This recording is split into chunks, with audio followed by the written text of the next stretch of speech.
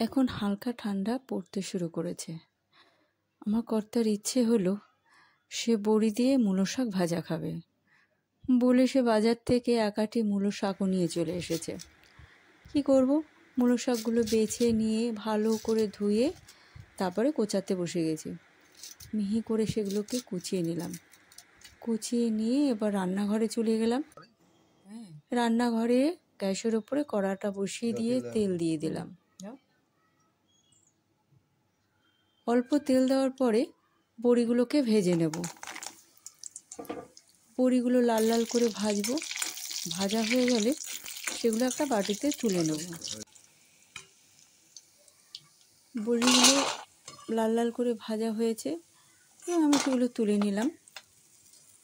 এবার সেই কড়ার মধ্যে আমি ফোড়ন দেব হচ্ছে 2টো শুকনো লঙ্কা, ওপর থেকে অল্প একটুখানি কালো জিরে, তার সঙ্গে রসুন কোচানো 2 চামচ দিয়ে দিলাম।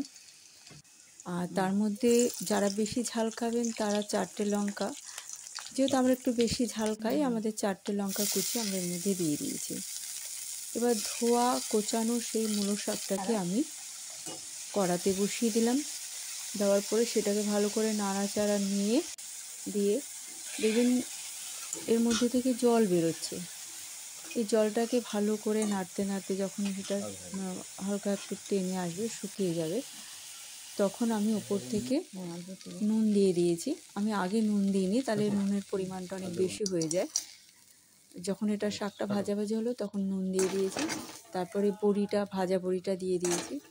ভাজা বড়ি দেওয়ার পরে আমি হালকা একটু ভেজে নিয়ে তারপরে আমি বাটিতে তুলে নিয়েছি। তো আপনারাই দেখে নিন কেমন হয়েছে।